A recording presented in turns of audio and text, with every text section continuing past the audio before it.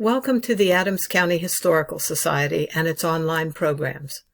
My name is Antigone Ladd, and I'm particularly pleased to host this program of one of my favorite parts of the battlefield, certainly one of the most visited monuments there, the Eternal Light Peace Memorial.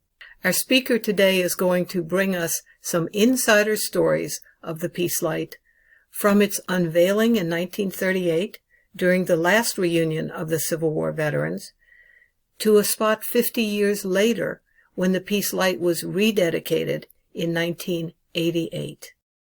So let me introduce Ken with a little of his background and, of course, his passion for Gettysburg history.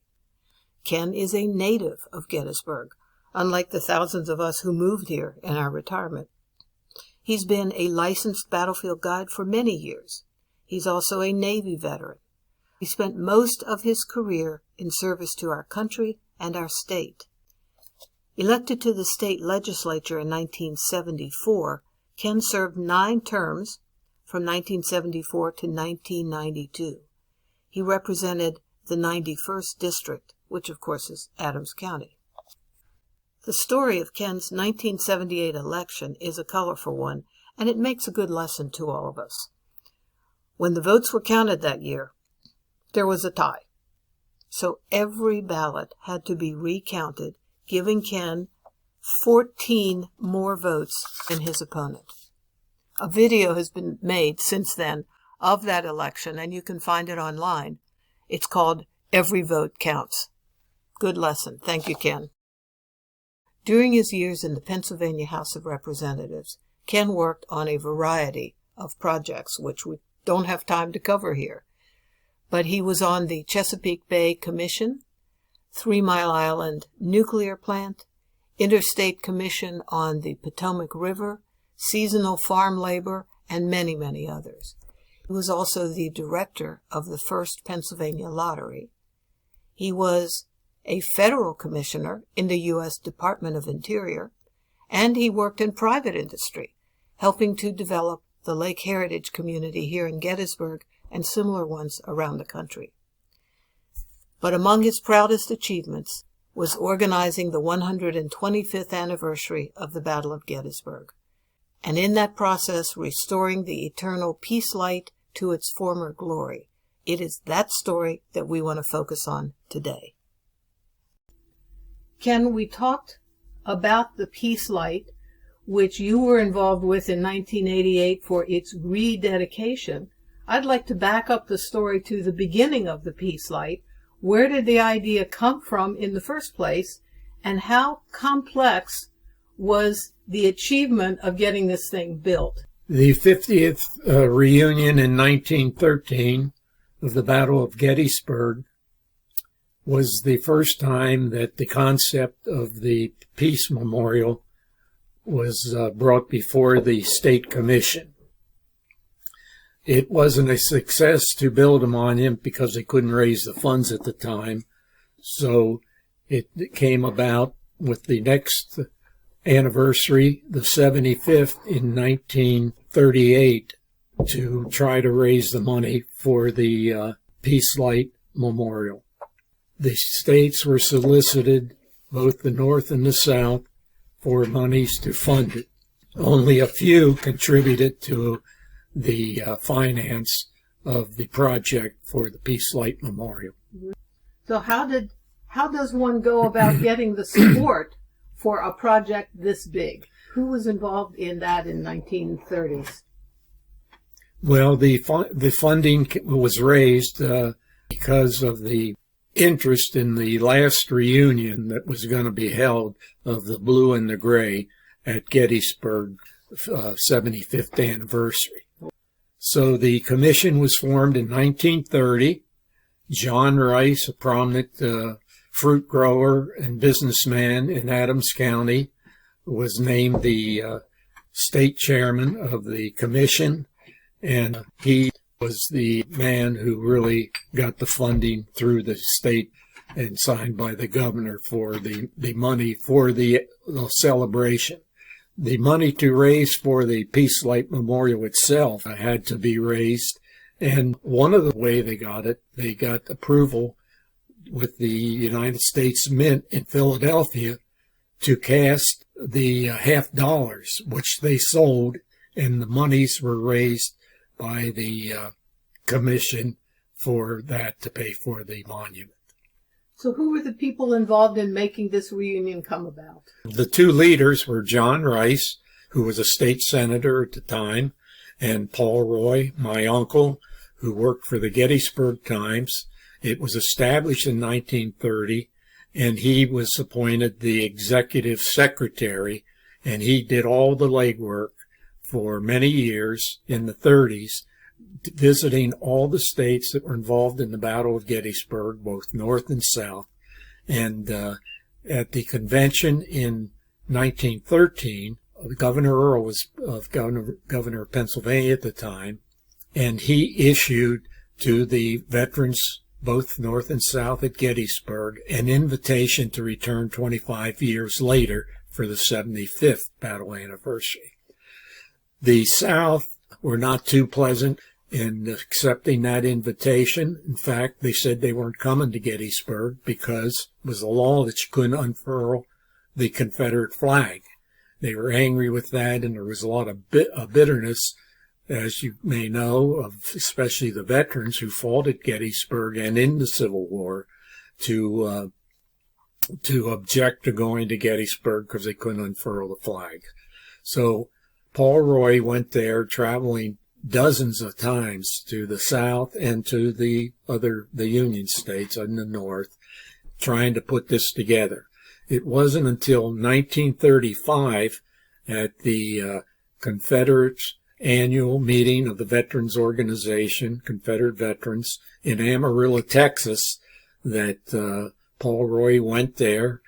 He requested to be speaking to the convention on the final day when they passed all the resolutions that they had before the convention by the veterans, that they still were objecting to going. So he knew that he had to convince them, or it would never take place, that we'd have the last reunion between the two armies. So he gave a speech. He only allowed him 8 minutes. NBC did a national broadcast, and I have a copy of that speech. He had the approval of John Rice, the chairman of the committee. They could unfurl the Confederate flags on the battlefield. And that was the punchline in his rousing speech. Today I bring greetings to the United Confederate Veterans from Governor Earl, and a renewed invitation to you brave and courageous men of the South to return to Gettysburg in 1938 and meet once more in joint reunion with the veterans of the North. The invitation is sincere and cordial, and it comes from the bottom of our heart. Pennsylvania wants to pay you veterans honor once more. There is a welcome awaiting you in Gettysburg, and the hand of fellowship is extended at all times. Our plans for your visit are elaborate. Our sole objective is your comfort. You are to be the guests of Pennsylvania and the nation. And I want to say to you, you brave and courageous men of the South, that if you accept our cordial invitation and you come to Gettysburg in 1938, you can fly your flags as often as you want. I sincerely hope and pray that when I return north at the end of this week, I can go back to Governor Earl and to Chairman Rice of the Commission and say to them, the United Confederate Veterans have accepted your invitation. Gentlemen, I thank you.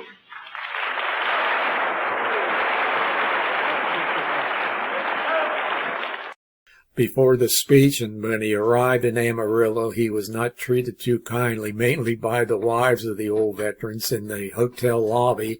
They actually attacked him and called him names and booed him. He had scratches all over his face, and so he was in for the time of his life before the convention the next day.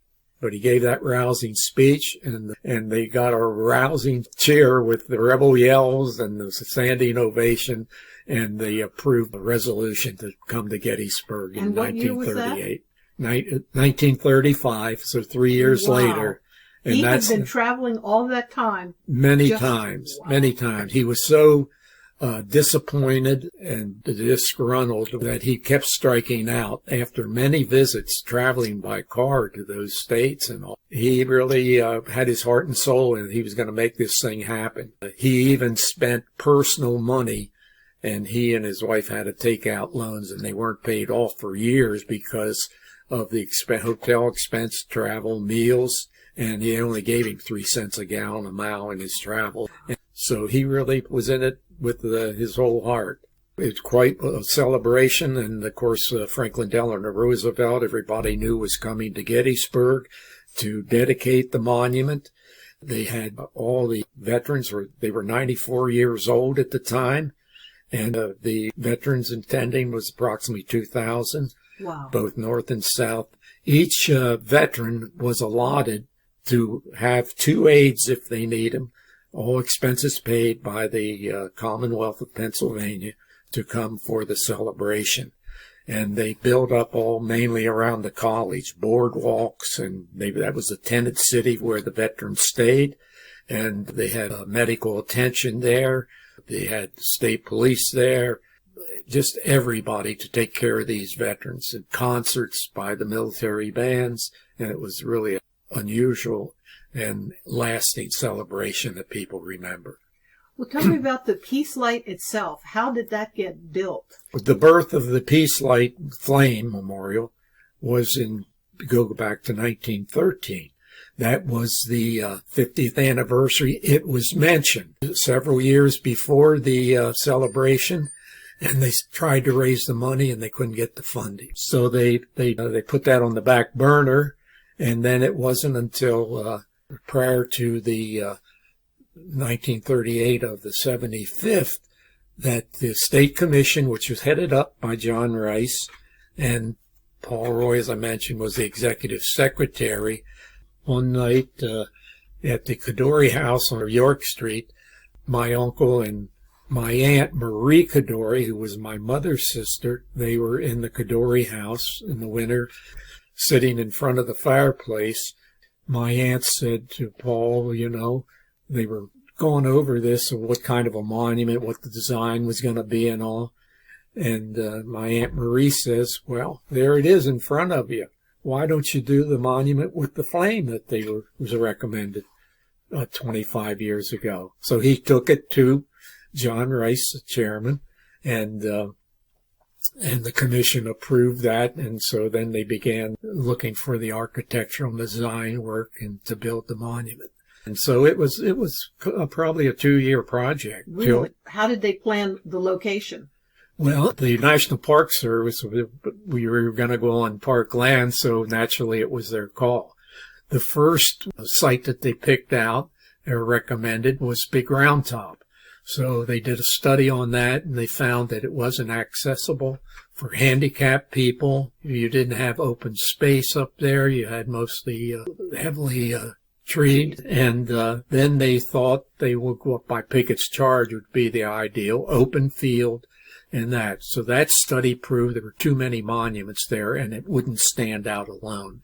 You had the Pennsylvania Monument, and then you have all these general monuments and regiment monuments, and so that went out. So then they went to Oak Hill, which really was the place to put it, all alone up there, an open field, and the background of the trees and all was the ideal location. Well, now, to construct this thing, they had to not only have the design, which includes both Northern state stonework and yes. Confederate state stonework. Yeah, Alabama granite. But they also had to lay in the gas lines. How did that happen? Well, the Columbia Gas is the one in this area, as it is in many states. Columbia Gas, they were in charge of running the line and providing natural gas to the monument there in 1938. Interesting. Well, I will add just one little story that I know from my work with the World War II tours of Gettysburg, that the Civilian Conservation Corps, the CCC, that was so important in the Depression era, putting men to work, there were 2 CCC camps here in Gettysburg on the battlefield, and those men not only worked in the National Cemetery, they cleaned the battlefield for the reunion, and they laid in some of the pipeline for the Peace Light itself. Okay. So a wonderful contribution. Yes. From people who were out of work and looking for help. How did the initial dedication of the Peace Light go? It must have been a major event in the city. It was, especially with Franklin Delano Roosevelt coming to town, who was very popular at bringing us out of the Depression.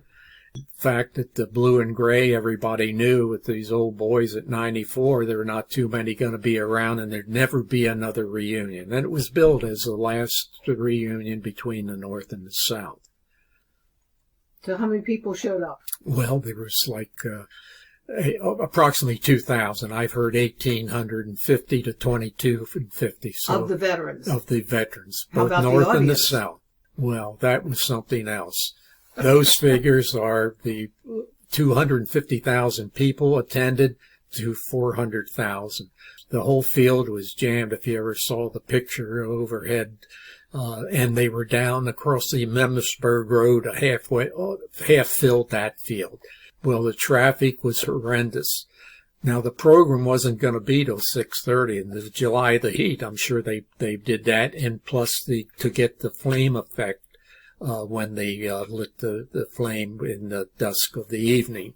At 2 o'clock in the afternoon, the roads were backed up for miles, and the state police put out to their patrols in the area to block all roads from a 10-mile radius from the center of Gettysburg.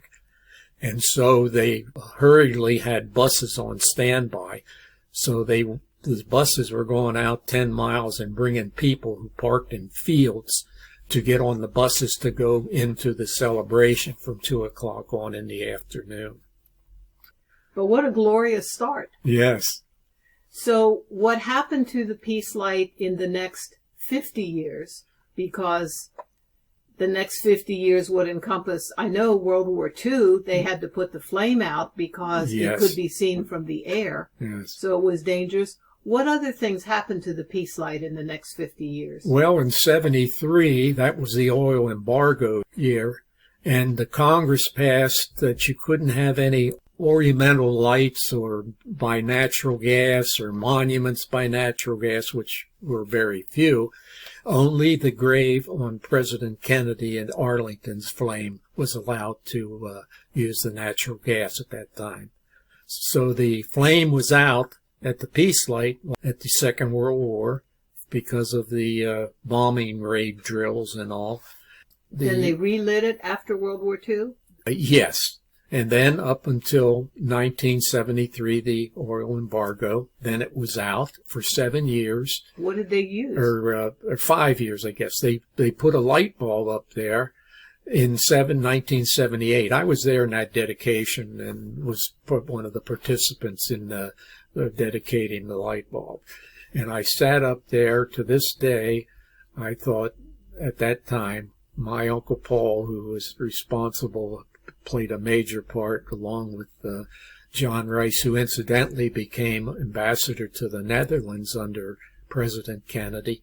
And both he and Paul Roy were World War I veterans and World War II veterans. I knew how much time and effort my uncle would put into that because I asked him to tell me stories about this or that, and I had a good background on all his effort.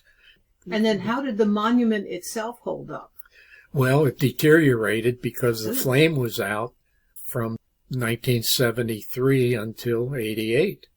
So the deterioration was going to be found in there. The monument was in bad shape. The stone, the granite, that all had to be repointed. And they had to just do a whole new Peace Light, gas light flame system. So we had 50 years when things went downhill for the Peace Monument. The plan started for the 50th anniversary of the Peace Light, which would have been 1988. Yes. How did you get involved with that? Well, I was in the House at the time. Pennsylvania House of Representatives. Yes. I had called up Met Sheets, who I'm going to mention often here in this presentation, and he was known as the historian of Gettysburg. He taught over 40 years at Gettysburg High School history. He worked at the Park Service in the summertime, and I think when he retired from school, he worked full-time out there a few years. He was a battlefield guide, but he became the guide for the Park Service. I'm sure that's all he did. He did VIP trips, you know. And, of course, he ended up with his famous trip guiding President John Kennedy and Jackie when they came to Gettysburg. And getting back to Paul Roy and this Met Sheets, which I'll be mentioning, General Eisenhower retired out at the farm. He knew Paul Roy well as the editor of the Gettysburg Times, because when he came to Gettysburg to recoup from his heart attack, he was holding press conferences in the annex of the Majestic Theater. That was a little basketball court in there, and that was really the town center. They had Columbia Gas had cooking school in there once a year, and we as young boys living in the neighborhood, we were in there for every press conference to see General Eisenhower. And, of course, Paul Roy, the editor, he was the main person to set that up. Kennedy called Ike, and Ike said, could you recommend me a guide for Gettysburg? General Eisenhower, yes. So he called Paul Roy. Well, at that time, the guide was Met Sheets. So he called Met Sheets, and Met Sheets told me the story 3 weeks before the visit on the 31st of March, 1963. He had to knock on the door, and it was two Secret Service. Swore him to secrecy because they didn't want this out, and he said I couldn't even tell my wife until the event happened. And then out on the tour, 2 incidents with Met Sheets and Paul Roy again. When they got to the Peace Light, they stopped. There's a pull-off there in front of the monument for you could pull in sideways, and they stopped there, and Met's given them the pitch on the history of the Peace Light Memorial. And then Kennedy took off again. And before he got just several feet away or so, Jackie leaned up and says, Colonel Sheets, can we go back and walk up to that monument? So Kennedy went around.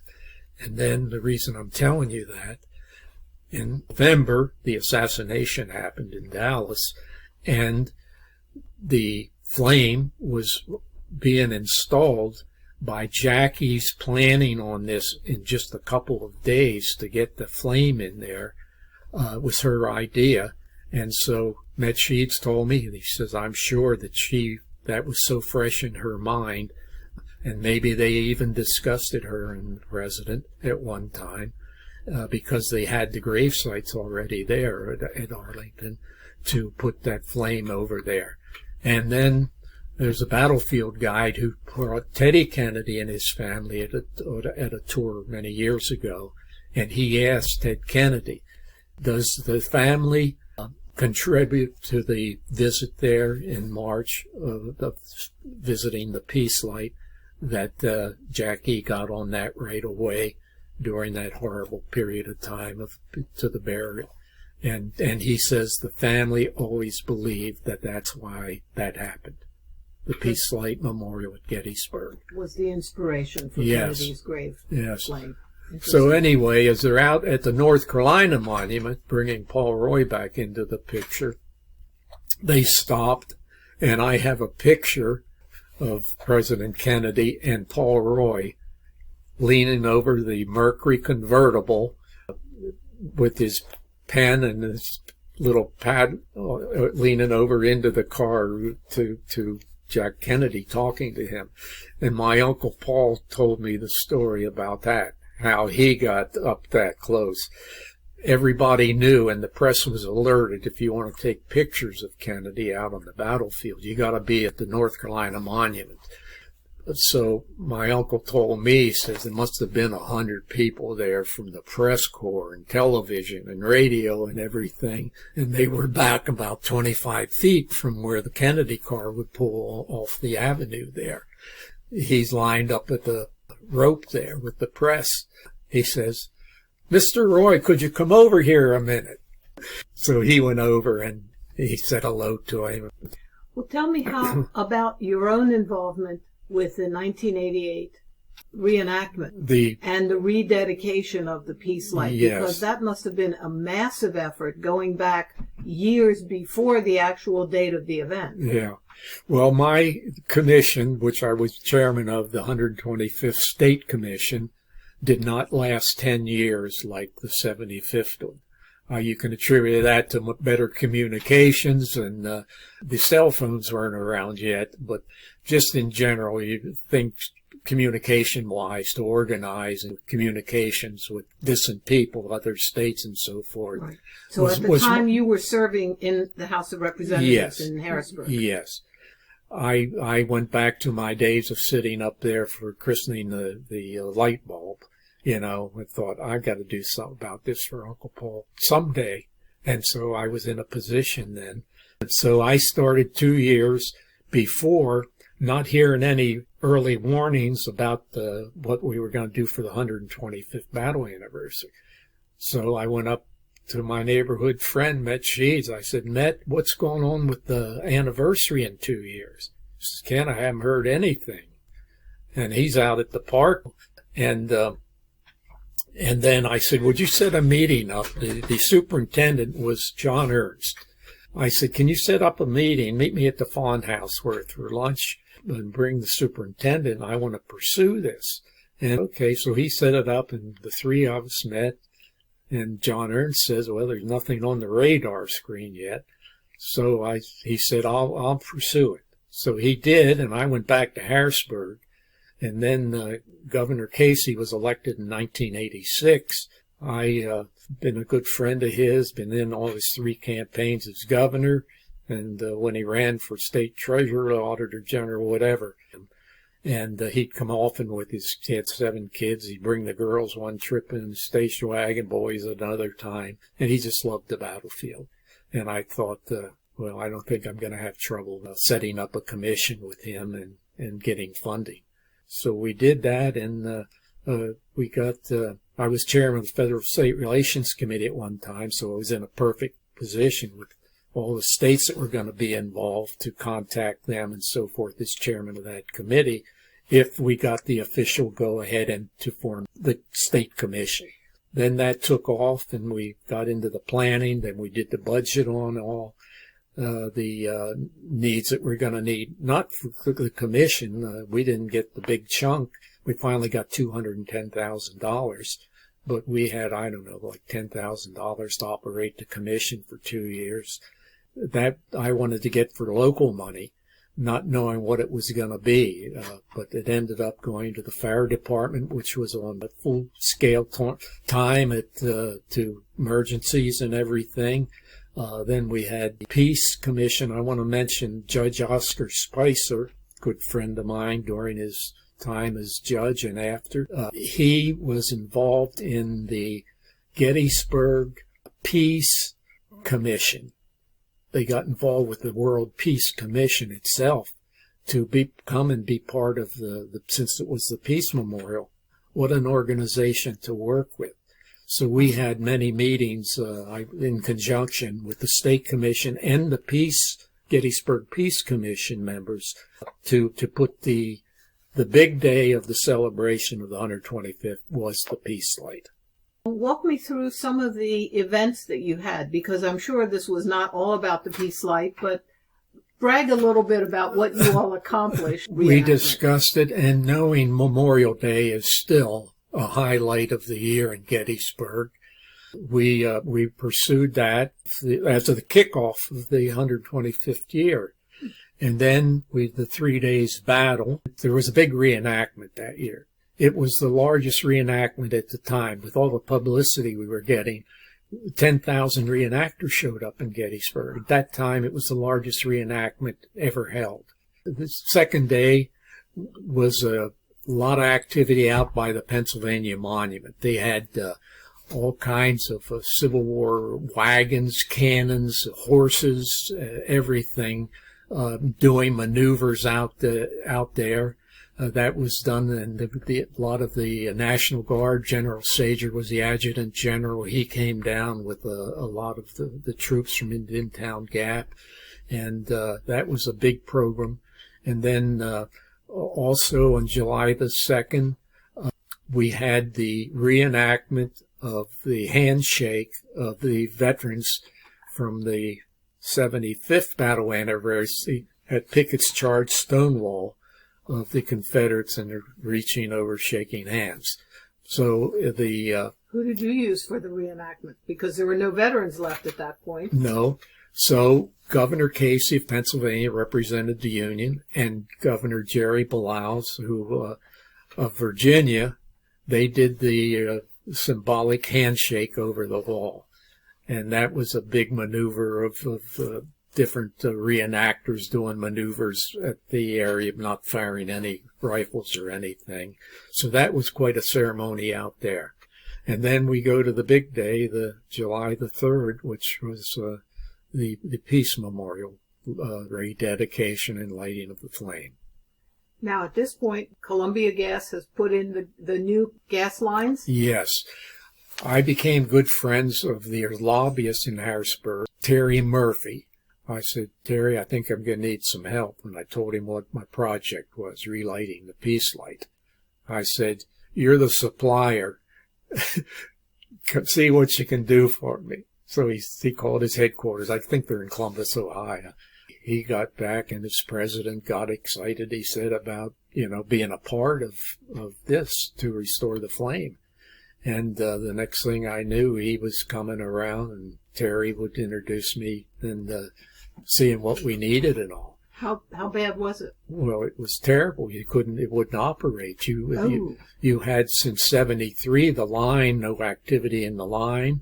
You knew that the Park Service, when they put the electric bulb up there, they took out the burner up there and stored it in a barn. So it was there from 73, and I guess in around 87 they took it out when we started the program. They were going to rehab the mine. When they tore it apart, it was shot. So they put in a whole new burner system. And they ran the line 600 feet from the Mummersburg Road. They contributed all of that. The final thing was that one of the contentions was the Park Service objection was, well, we don't want to relight it because we don't have the funds to pay the gas bill every year. So I went back to my friend Terry and I says, I got a little problem. You got to get me back on track. And the president committed to give free natural gas to the monument forever. So that was even today? Even today. It is a donation. Yes. And from Columbia the Gas. last gas bill was $8,000 for the year of 1972. So wow, I don't know what it would be today. So what was your program on the Peace Light? This is where Judge Spicer and his Peace Children's group come in. They brought foreign students in. It's a worldwide organization. They were here and representing with their nation's flags, carrying in the procession up to the Peace Light. They came in and they kind of stole the show in the afternoon because they have their own choir, these young kids, and they put on a concert, and it was just touching. And then their final duty of the day, that Governor Casey requested that they surround the monument to grab the flag when he pulled the string when the long American flag came down, and then he lit the flame. So that was impressive. Well, and it really focuses on the issue of peace. Yes. I mean, which is what the Peace Light was about exactly. in the first place. World peace, a united world. Wow. Yeah. How has the Peace Light fared since that time? It gets a regular inspection and I guess cleaning of filters or whatever. I'm not a natural gas expert. And obviously the Park Service is doing a good job. Yes, I would think so. They did a good job when the Pennsylvania Monument was in bad shape in '86. And that was another project Met Sheets put me on. Were there any other first? Well, I got to keep mentioning my boss, Mitch Sheets. He said, Ken, now when this anniversary comes up, we want to dedicate 2 Pennsylvania generals. They were left out on the battlefield because of funding. And I said, okay, what do I have to do? He said, you got to get General Crawford out along the Plum Run in the Valley of Death. He's a Chambersburg boy. We got to get him out there. He was a medical doctor. And by Gettysburg, he ended up as commander of the 2nd Division in the Union Army. So Chambersburg, they got right on it to raise the funds. This was over a year before the dedication that week. And they got the statue up? They raised the money to do it, and we were there, many of us, for the dedication on that. Who was the other one? The other was General Gibbons. He was from outside of Philadelphia. Well, they were slow in raising funds. So Vince Fumo, Senator Vince Fumo, he was the appropriations chairman. General Gibbons would have been in his senatorial district. And I told him, I said, Vince, you got to get in the ball. We got to get the last general. You have the honor of putting the last general out on the field. So he got in some people that were really into Civil War history, and they raised the money, but they only had 6 months to get on it. So to architectural and the design and all, and getting the statue on granite or a rock or whatever they're going to do. And they were only a week away from the dedication until they put the General Gibbons up. Now, he's located up on Hancock Avenue as you come from the Pennsylvania, up on the right before you hit the Pickett's Charge area. And I am impressed at your ability to reach out to the right people. I think it certainly helped that you were part of the state government and had the contacts to make these things happen. Well, it saves you time and money if you know the right people. And the final thing is you got to get it done. You do all kind of opening up avenues because you start with one person, it might not work, you go to the next one. Well, you must be very proud of your accomplishments at the 125th. I was, but I got to give a lot of credit. I had a great backup team. I had the executive director, that was Mrs. Lucy Nazo.